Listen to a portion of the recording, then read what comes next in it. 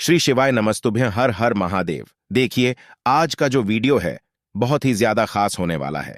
देखिए, आप सभी को पता है कि 29 सितंबर से 14 अक्टूबर तक श्राद्ध पक्ष की शुरुआत हो चुकी है और ये जो 16 दिन होते हैं आपके पितरों को समर्पित होते हैं। और कहा जाता है कि इन 16 दिनों में आपके जो पितृ होते हैं वह मृत्युलोक में आपके घर में रहते हैं और उन्हें प्रसन्न करने के लिए आपको कुछ उपाय जरूर करने चाहिए। देखिए, पूरी विधि पूर्वक यदि ये उपाय आप करते हैं तो आपकी जो जन्म जन्मांतर का पितृदोष है वह दूर होता है और आपके जो पितृ है वो आपसे प्रसन्न होकर के आपको आशीर्वाद देकर के जाएंगे। देखिए, जिन घरों में पितृ प्रसन्न नहीं रहते हैं तो उन घरों की कभी उन्नति हो ही नहीं पाती है। हमेशा उस परिवार में समस्या आती रहती है, लड़ाई झगड़े होते ही रहते हैं, लोगों को रात में नींद नहीं आती है, दिन भर उन्हें बुरे बुरे ख्याल आते हैं, बीमारियां खत्म ही नहीं हो पाती हैं, घर में धन की आवक ही नहीं हो पाती है, किसी भी परिवार के सदस्य की उन्नति ही नहीं हो पाती है। हमेशा किसी न किसी कार्य में अड़चने आ ही जाती है। अगर आपके साथ में भी यह समस्या उत्पन्न हो रही है तो कहीं ना कहीं आपके जो पितृ है वे आपसे नाराज हैं। तो इस श्राद्ध पक्ष में आपको ये वाला उपाय जरूर कर लेना है। इससे आपके जन्म जन्मांतर का जो पितृदोष होगा वह जरूर समाप्त होगा। देखिए, आज के इस पूरे वीडियो में पितृदोष को दूर करने के लिए हम 3 महा उपायों के बारे में बात करेंगे जो आपके जीवन से पितृदोष को हमेशा के लिए दूर कर देगा। साथ ही साथ आपकी जितनी भी मनोकामनाएं हैं वह सभी भी पूर्ण अवश्य होगा। तो चलिए दोस्तों, बढ़ते हैं पहले उपाय की ओर। देखिए, आप सभी को पता है कि अभी श्राद्ध पक्ष चल रहे हैं, तो श्राद्ध पक्ष के किसी भी दिन यानी कि पहले दिन, दूसरे दिन या अंतिम दिन, किसी भी दिन में आपको यानी कि 29 सितंबर से 14 अक्टूबर के बीच में आपको मात्र एक चावल का दाना यानी कि अक्षत का दाना लेना है। अब आपको बहुत ही ध्यान से समझना है इस पूरे उपाय को। इस चावल के दाने को आपको अपने हाथ की हथेली पर रख देना है। देखिए, इस उपाय को घर का कोई भी सदस्य कर सकता है, लेकिन घर की यदि बहू और बेटियां इस उपाय को करती हैं तो घर में उन्हें दुगना फल प्राप्त होता है। गुरुजी ने बताया है, दुगना फल इसीलिए प्राप्त होता है क्योंकि वह अपने 2 कुलों को तार देती है। क्योंकि एक तो उनके मायके के पितृ प्रसन्न होंगे, साथ ही साथ उनके ससुराल के पितृ भी प्रसन्न होंगे। तो सबसे पहले तो आपको अपने सीधे हाथ की हथेली पर एक चावल का दाना यानी कि अक्षत का दाना रख लेना है। अब दोस्तों, आपके घर में जहां कहीं भी पानी पीने का स्थान होता है यानी कि घर में जहां मटके रखे होते हैं तो वहां पर आपको अपने दाहिने हाथ को लेकर के जाना है जिसमें आपने एक चावल का दाना रखा हुआ है। अब दोस्तों, वहां पर आपको अपने घर के सारे पितरों का मन में एक बार स्मरण करना है। देखिए, आपको प्रार्थना करनी है कि हमारे घर में हमेशा सुख शांति बनी रहे। यदि हमसे किसी भी प्रकार की गलती हुई है तो हमें उसके लिए क्षमा करें, हमारा साथ दीजिए, परिवार की उन्नति कीजिए। इस प्रकार से आपको प्रार्थना कर लेनी है, विनती कर लेनी है और फिर वहीं पर खड़े रह करके आपको 5 बार इस मंत्र का स्मरण करना है, यानी कि आपको 5 बार स्वधा इस नाम का स्मरण करना है। देखिए, 5 बार आपको इसीलिए बोलना है क्योंकि यह पितरों को प्रसन्न करने वाला है। अब इस एक चावल के दाने को लेकर के और एक लोटे जल को लेकर के आपको पहुंच जाना है भगवान शिव के मंदिर में। देखिए, सबसे पहले तो आपको उत्तर दिशा में खड़े हो जाना है। आपके पास जो एक लोटा जल है उसे आपको भगवान शिव के शिवलिंग पर अर्पित कर देना है, श्री शिवाय नमस्तुभ्यम इस मंत्र का जाप करते हुए। अब दोस्तों, आपने जो चावल के दाने को लेकर के 5 बार स्वधा नाम का स्मरण किया था, उस चावल के दाने को अपने हाथ से उठा करके आपको शिवलिंग पर समर्पित कर देना है। बस इस प्रकार से आपको यह उपाय कर लेना है, आपके जन्मों जन्मांतर का जो पितृदोष है वह दूर होगा। देखिए, पूज्य गुरुजी ने बताया है कि आप जो स्वधा नाम का 5 बार स्मरण करेंगे तो वहां पर स्वधा जो है वो माता पार्वती जी की नानी है।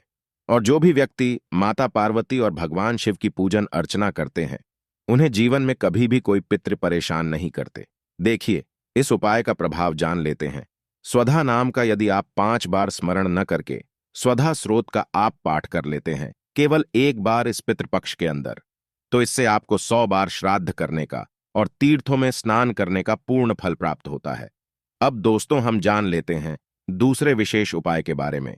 दूसरा उपाय भी आपको श्राद्ध पक्ष के अंदर ही करना है।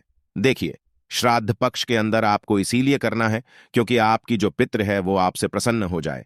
देखिए, पितृपक्ष के दौरान आप अपने घर में मिठाई तो बनाएंगे ही। गुरु जी ने कहा है कि कोई जरूरी नहीं है कि आप महंगी से महंगी मिठाई बनाएं। केवल जो मिठाई है वह गाय के दूध की होनी चाहिए, तो गाय के दूध की आप खीर भी बना सकते हैं। तो मात्र आपको थोड़ी सी खीर बनाना है केवल भोग के लिए।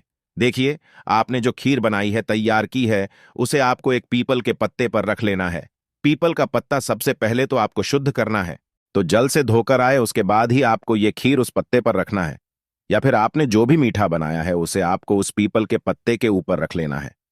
अब एक लोटा आपको तांबे के पात्र के अंदर शुद्ध जल लेना है और पहुंच जाना है आपको पीपल के वृक्ष के वहां पर। देखिए, पीपल का जो वृक्ष है, श्राद्ध पक्ष में इसका बहुत अधिक महत्व होता है।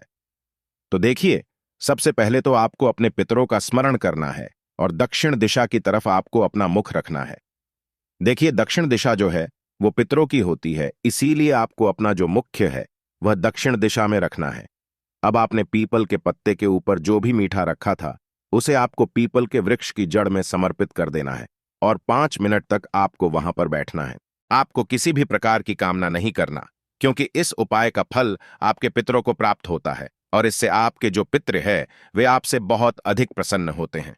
अब 5 मिनट तक बैठने के बाद आपके पास जो एक लौटा तांबे के पात्र के अंदर शुद्ध जल है उसका तर्पण भी आपको यहीं पर करना है।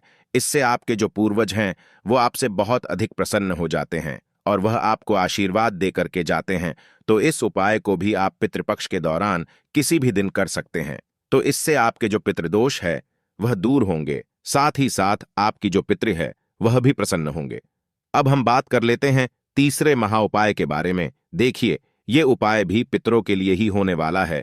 तो इस उपाय के लिए मात्र आपको एक लोटा शुद्ध जल लेना है। यह जो उपाय है वह आपके जीवन में सुख, समृद्धि और धन की प्राप्ति करवाने वाला है। तो एक लोटा शुद्ध जल लेना है। इसके अंदर आपको अपने घर से ही जल लेना है। अब इसमें आपको थोड़े से काले तिल मिला लेना है। काले तिल के दाने आपको साबुत मिलाना है, ध्यान रखें। अब दोस्तों, आपको अपने साथ 2 सफेद फूल भी लेना है।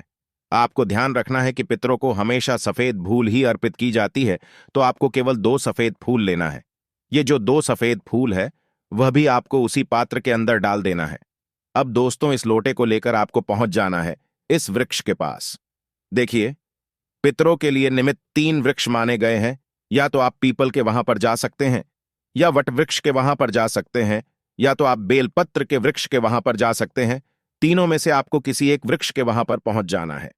देखिए, आप में से बहुत से लोग सोच रहे होंगे कि यदि हम रविवार के दिन फ्री रहते हैं और रविवार के दिन पीपल वृक्ष के वहां जा ही नहीं सकते, तो आपने कभी भी पूज्य गुरु जी की कथा अच्छे से सुनी ही नहीं है। क्योंकि पूज्य गुरु जी ने कहा है कि रविवार के दिन पीपल वृक्ष के नीचे कभी भी खाली हाथ मत जाना। बस आपको यह एक चीज ध्यान रखना है, अगर आप रविवार के दिन पीपल वृक्ष के वहां खाली हाथ जाते हैं तो अलक्ष्मी आपके साथ आपके मुख्य दरवाजे के अंदर तक प्रवेश कर जाती है। तो आपको खाली हाथ नहीं जाना है। तो आप एक लोटा जल लेकर जा रहे हो तो उसे पीपल के जड़ में समर्पित कर देना है और जल समर्पित करते समय आपको अपना मुख दक्षिण दिशा की ओर रखना है। बस आपको इतना सा उपाय करना है, जो आपके पितृ है वो तृप्त होंगे और आपसे प्रसन्न होकर आपके जितने भी कार्य है उसमें आपको सफलता दिलाएंगे। आपके जितने भी कार्य अटक रहे हैं उसे भी सफल कराएंगे। तो इस वीडियो में हमने श्राद्ध पक्ष में किए जाने वाले और पितृदेवों को प्रसन्न करने वाले 3 महा उपायों के बारे में बताए हैं। तो जो उपाय आपको सरल लगे और जिसे आप कर सके उसे आप अवश्य करिए, ताकि आपको आपने पितृदेवों का आशीष प्राप्त हो। तो उपाय में आप किसी प्रकार की गलती न करिएगा। हर हर महादेव।